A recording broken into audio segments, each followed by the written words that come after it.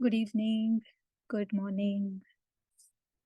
Book club में आपका स्वागत है। तो कल हमने डिफरेंट डिफरेंट प्रैक्टिसेस देखी कि कैसे हम सत्याय की पहचान में रहे, सत्याय की पहचान को बढ़ाए।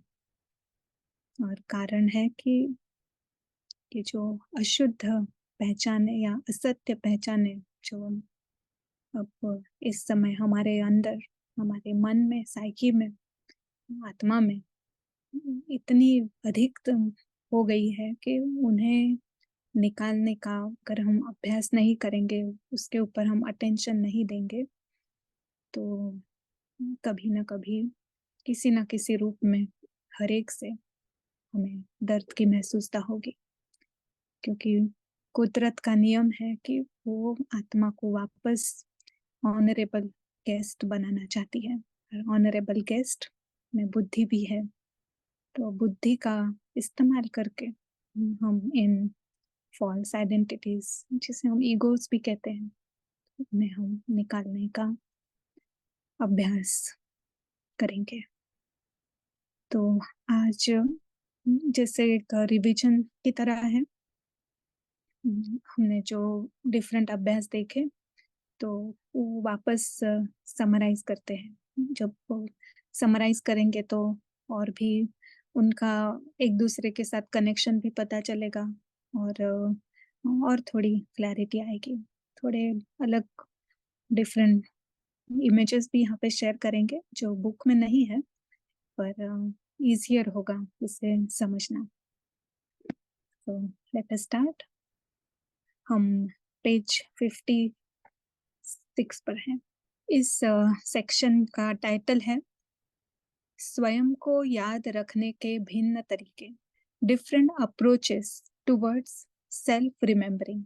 हमें स्वयं बारंबार हमारे सत्य स्वरूप का अनुभव करना है। हम अनादि शांत स्वरूप, स्नेह स्वरूप, सूक्ष्म ज्योति स्वरूप है। हम अति सूक्ष्म चैतन्य ज्योति स्वरूप सितारे, पवित्रता, शांति और आनंद से भरपूर है। यह सही रीति से स्वयं की याद अथवा आत्मस्मरण है। परंतु अलग अलग समय, अलग अलग अभ्यास करने से यह स्थिति बनाने में मदद मिलती है। निम्नलिखित अनुरूपताएं इस अभ्यास में मदद कर सकती है। तो हमारा गोल बताया कि गोल है सत्य आय की स्मृति में रहकर सुख अनुभव करना, शांति अनुभव करना, आनंद अनुभव करना। हम ज्योतिर्बिंदु सितारे हैं, उसका अनुभव, उसकी याद हमें रहे, ये हमारा गोल है। पर जब हम डे टू डे लाइफ में अनेक चीजें करते हैं तो उस समय इस स्थिति में हम कैसे आए, तो उस स्थिति में ले जाने के लिए ये अभ्यास है। तो ये कभी भी हम कर सकते हैं, बार बार कर सकते हैं, क्योंकि इतने सारे अगर फॉल्स आइडेंटिटीज हमारे है तो 24/7 फॉल्स आइडेंटिटीज में हम जी रहे हैं। तो अगर उस आय को, उस सत्य मैं को अगर जगाना है तो उसे भी हमें बार बार जगाना पड़ेगा। जैसे ही हमें अवेयरनेस आता है कि अभी फॉल्स आइडेंटिटी काम कर रही है, तो मैं अपने आप को जगाऊं और उस सत्य आय को, उसमें आकर सुख का अनुभव करूं। तो ये कौन से ये अभ्यास है। पहला अभ्यास है जो हमने कल देखे, कल और परसों के इसमें, बट जैसे ये एक समरी है। स्वयं को शरीर में मेहमान और जगत में भी मेहमान देखना। ये इसके लिए एक बहुत उपयुक्त पिक्चर है, वो शेयर करती हूँ। तो इसमें हम देख सकते हैं कि ये जो आत्मा है वो अलग है, वो मेहमान है। मेहमान बनकर इस जगत में एक अनुभव के लिए आई है ना, छोटा-सा अनुभव, जीवन का अनुभव। और शरीर के अंदर भी वो एक मेहमान है। वो शरीर नहीं है, आत्मा अलग है, पर उसे शरीर मिला है इस भौतिक दुनिया का अनुभव करने के लिए।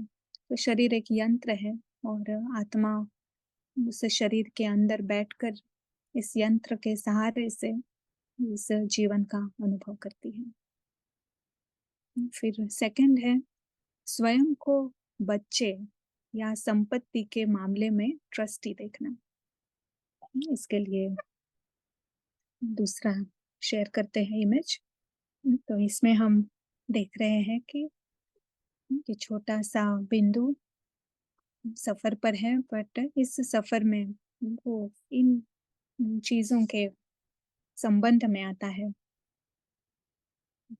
अनेक संबंध है, उसके पोज़ेशंस, गाड़ी, फिर घर, उसका पेशा, उसकी संपत्ति, धन और सबसे बड़ा संबंध उसका शरीर के साथ है।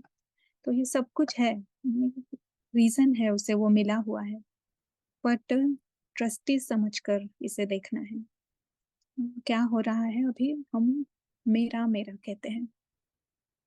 एक्यूरेट चित्र है जो दर्शा रहा है कि कितने सारी चीज़ें हैं, वस्तुएँ हैं, ये सबको मैं मेरा, मेरा कहा है और अपने कंट्रोल में रख के चल रहे हैं। पर इस कंट्रोल में रखने की कोशिश के कारण हम आत्मा थक गई है और अनेक अनुभव जो हमें नहीं चाहिए इस तरह के अनुभव आत्मा को हो रहे हैं। तो अभी बेस्ट है कि हम ऑनरेबल गेस्ट बन जाएं। तो सब कुछ है मेरे पास, सभी काम मुझे ध्यान भी रखना है, रिस्पॉन्सिबिलिटी समझकर सबको जो बेस्ट है उसके लिए वो सारा कुछ करना है। पर एज अ ट्रस्टी, तो ट्रस्टी का अपना कुछ भी नहीं होता है। ट्रस्टी स्वयं किसी का मालिक नहीं है, पर उसका कर्तव्य है कि वो हर एक को केयर करे, हर एक को संभाले, उसको कैसे उसे बढ़ाना है, उसके लिए भी जो कुछ भी करना है, वो करे। पर माइनस क्या हो गया यहाँ पे? चिंता नहीं है, कोई डर नहीं है खोने का और मेरा कुछ भी नहीं है। ये आत्मा को स्वतंत्रता की फीलिंग देता है, जैसे मेहमान स्वतंत्र होता है। तो ट्रस्टीशिप का जब दृष्टिकोण हम रखते हैं, तो वो मेहमान स्वतंत्रता का अनुभव करता है, जो वो है। फिर बहुत इम्पोर्टेंट प्रैक्टिस जो कल हमने देखी कि एक्टर है, स्वयं को याद दिलाना कि मैं एक अभिनेता यह विशेष भूमिका अदा कर रहा हूँ। ये एक स्कूल का ड्रामा है। तो स्कूल का ड्रामा सभी ने एक्सपीरियंस तो किया ही होगा। तो स्कूल के ड्रामा में कहानी होती है, ये एक जंगल की कहानी है, उसके अंदर एनिमल्स है और सेटिंग है जंगल का। तो उस कहानी में 3 मेन कैरेक्टर्स हैं। एक है कैमल, दूसरा है हाथी और तीसरा है ड्रैगन। हीरो भी चाहिए, विलन भी चाहिए, तो मज़ा आता है ड्रामा में। तो ये कहानी ड्रामा में है और ये इस इनके एक्ट करने के लिए 3 फ्रेंड्स को चुना है।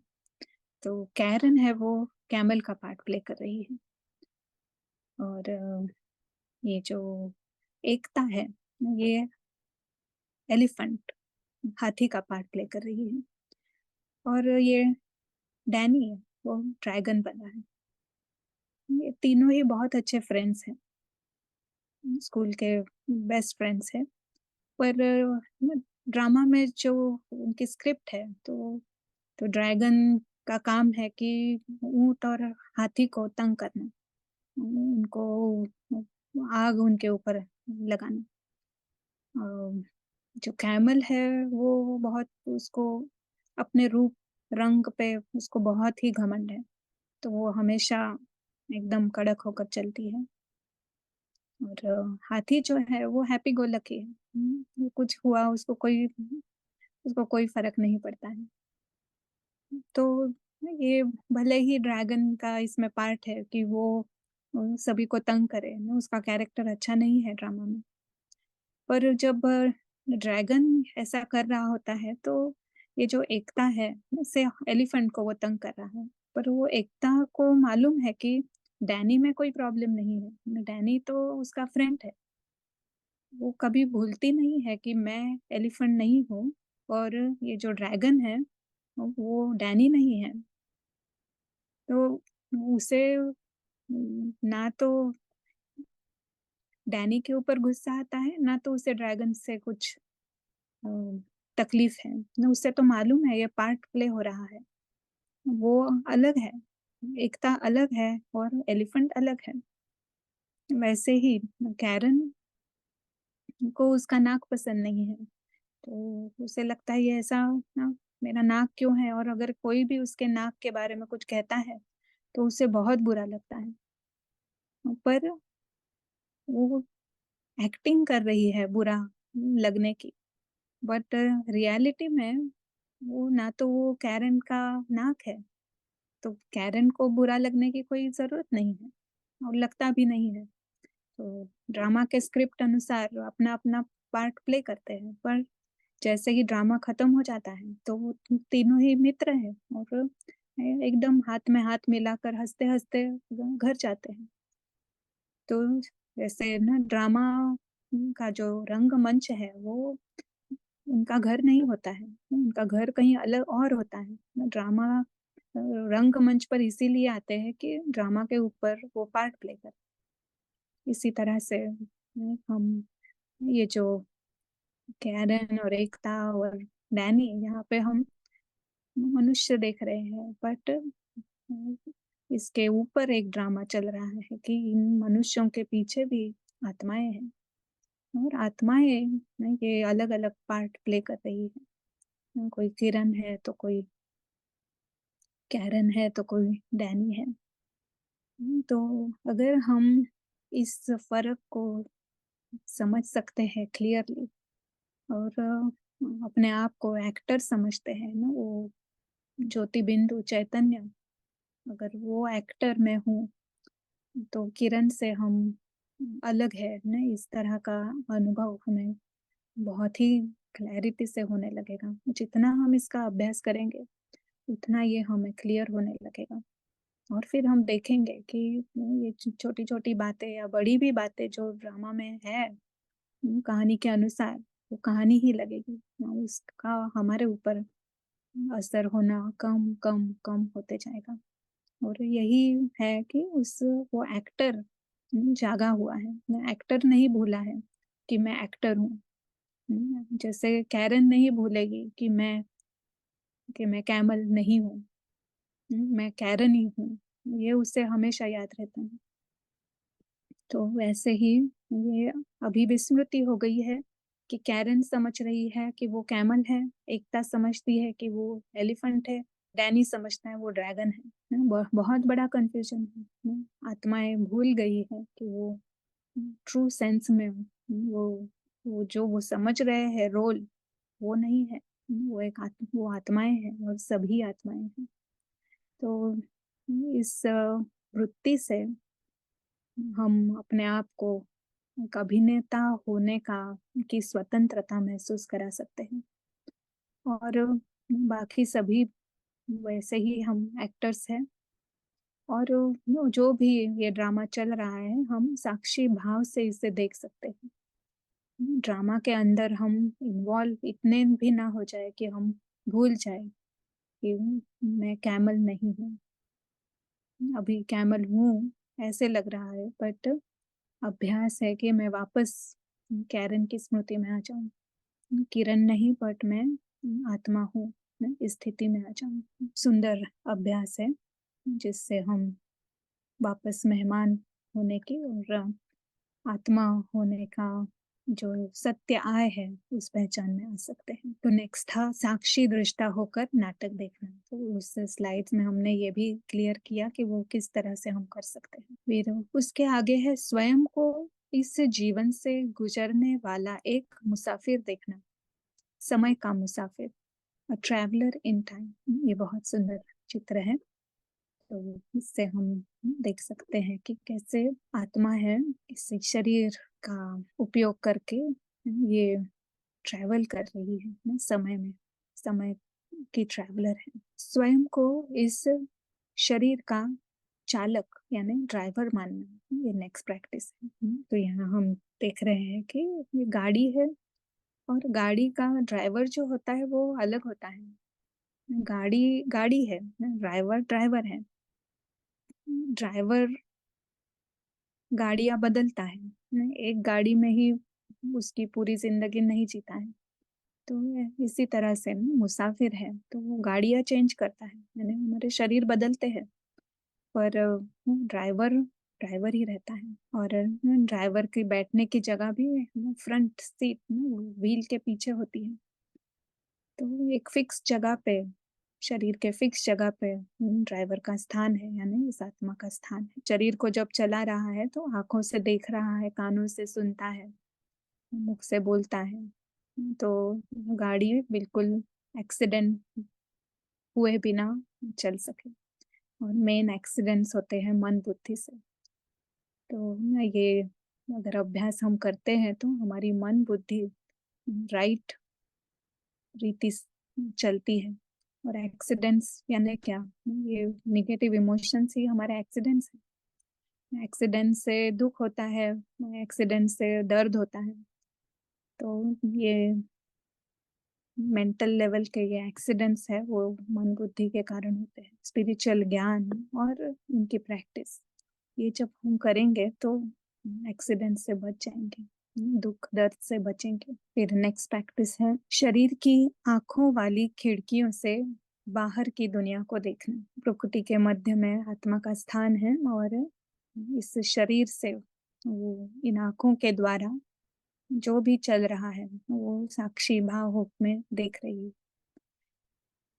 एक है कि मैं, ये आंखें शरीर देख रहा है, और बहुत ही सटल डिफरेंस है कि आत्मा शरीर द्वारा देख रही है। आत्मा अलग है और शरीर अलग है। बहुत ही सूक्ष्म फर्क है बट वो फर्क आपको हल्का बना दे, आत्मा को जगाएगा। और फिर एक इम्पोर्टेंट लास्ट प्रैक्टिस है स्वयं को शरीर में अवतार के रूप में देखना, जो एक निश्चित श्रेष्ठ उद्देश्य के लिए शरीर का उपयोग करता है। अवतार समझते हैं ना, हम कहते हैं ना अवतार यानी किसी का कोई आत्मा प्रवेश करती है तो उसे हम कहते हैं अवतार। इस शरीर में हम अवतार है और अवतार का कोई स्पेशल कार्य होता है, वो उसी कार्य के लिए वो आता है। तो इसी तरह से अब हमें भी क्लैरिटी आ रही है धीरे धीरे, ज्ञान से अभी हम नई रहस्य समझ में आ रहे हैं, नई दृष्टि मिली है हमें। तो हम भी अभी सोचे कि हमारा उद्देश्य क्या है, इस मेहमान का इस सफर में उद्देश्य क्या है। अगर इस समझ से आज तक जो सुना उससे अगर कुछ अलग अंडरस्टैंडिंग आती है कि उद्देश्य अभी मेरा क्या हो, तो उस प्रकार से हम अब इस शरीर का इस्तेमाल करेंगे उस उद्देश्य के लिए। अन्यथा बहुत सारे फॉल्स आइडेंटिटीज जब होते हैं तो हम कभी ये करते हैं कभी वो करते हैं, इसने ये कहा उसने वो कहा, हमारा उद्देश्य बदलता रहता है। पर आपको पता होगा ना कि अगर एक उद्देश्य पे अगर हम कंसंट्रेट करते हैं पूरी मेहनत से पूरी पावर से, अगर वो उसके ऊपर काम करते हैं तो वो सफल होता है। अगर वही चीज अगर हम 10 अलग चीजों में करेंगे तो फिर वो सभी चीज थोड़ी थोड़ी आगे बढ़ती है ना। सफलता, संपूर्ण 100% सफलता फिर एक में भी नहीं मिलती। तो अब इस तरह से हम हमारा उद्देश्य फिक्स करें और उसी उद्देश्य के लिए इस शरीर को यूज करें। आत्मा अभी ये डिटर्मिनेशन उसमें आ जाए। डिफरेंट आइडेंटिटीज, नई आइडेंटिटीज आने से भी ये रोकेगा और उस सत्य आय को वो जगा के रखेगा। तो ये इतनी भिन्न भिन्न प्रैक्टिसेस हैं। स्वयं को याद रखने के लिए हम जितना समय व्यतीत करते हैं, उसे बढ़ाने के लिए और विस्मृति में असत्य पहचान बनाने की और जाने के बहाव से बचने के लिए उस परिस्थिति और समय के लिए उपयुक्त विभिन्न दृष्टिकोणों का उपयोग हमें करना होगा। तो इसमें से सभी प्रैक्टिस जिस समय जिसकी आवश्यकता है वो हम करते रहें, और जितना समय हम ये करेंगे उतना ये सत्य आय की पहचान पावरफुल होती जाएगी। अभी हम एक योग का अभ्यास करेंगे जो इस चैप्टर के अंत में है। इस मेडिटेशन में हम देख रहे हैं अदृश्य मुसाफिर को एक अदृश्य एक्टर के रूप में। एक्टर होने के नाते वो पूरी तरह शामिल है इस स्थूल दुनिया में, और अदृश्य एक्टर खुद को एक छोटे से पॉइंट के रूप में देखता है, जैसे कि कोई छोटा सा सितारा हो और वो इस स्थूल दुनिया में एक पार्ट प्ले कर रहा है। ये शरीर जैसे एक मुखौटा है और वो आँखों के पीछे स्थित है। ये आँखें जैसे खिड़कियाँ हैं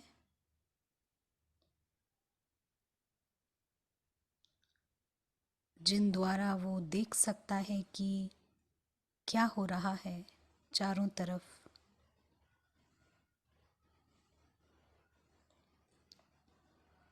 और इस वक्त वो बिल्कुल जागृत है इस बारे में। अदृश्य एक्टर इन आँखों के पीछे है और वो जागृत है। इस दुनिया में भिन्न भिन्न रंग हैं, चित्र हैं चारों तरफ। इस ड्रामा की सीन जो चल रही है उससे भी वो जागृत है, और वो जागृत है उसको जो रोल मिला हुआ है।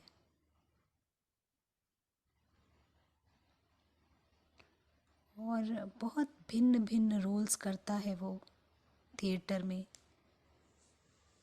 जैसे कि एक पिता का रोल या फिर उसके जॉब पर आधारित रोल।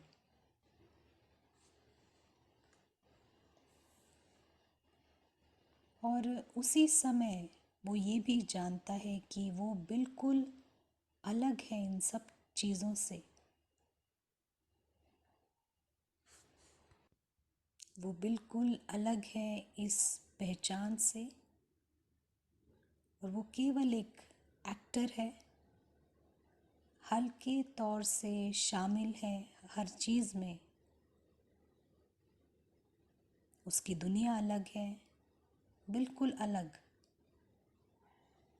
वो जानता है ये ड्रामा अल्पकाल का है, उसका पार्ट भी अल्पकाल का है। अदृश्य एक्टर अविनाशी है और उसे बहुत अजीब लगता है जब वो अपने आप को किसी और चीज़ पर आधारित करता है या अपनी पहचान अपने अल्पकाल के रोल के आधार पर बनाता है। अदृश्य एक्टर का अपना ही नशा है, खुशी है, लेकिन ये खुशी उसके घर से आधारित है, उसकी दुनिया से आधारित है जो परे है। उसकी खुशी उसके परिवार के ऊपर आधारित है, उसके सच्चे परिवार पर, उसकी खुद की जीवन पर। अदृश्य एक्टर इस ड्रामा को एंजॉय करता है, सुख से देखता है। हर सीन बहुत ही बड़ी है, बहुत ही असाधारण है, एक असाधारण तोहफे के जैसे, क्योंकि ये बहुत ही एक ग्रैंड अभिनय है, बहुत बड़ा अभिनय। पर वो अपनी सच्ची दुनिया को भी एंजॉय करता है। वो अपनी सच्ची दुनिया को जानता है। उसकी दुनिया यहाँ से परे है, उसका शाश्वत घर है जहाँ उसकी सच्ची फैमिली है और जहाँ पर वो बिल्कुल सुरक्षित है। वो आसमान को भी जीत लेता है और इस धरती को भी जीत लेता है। Thank you.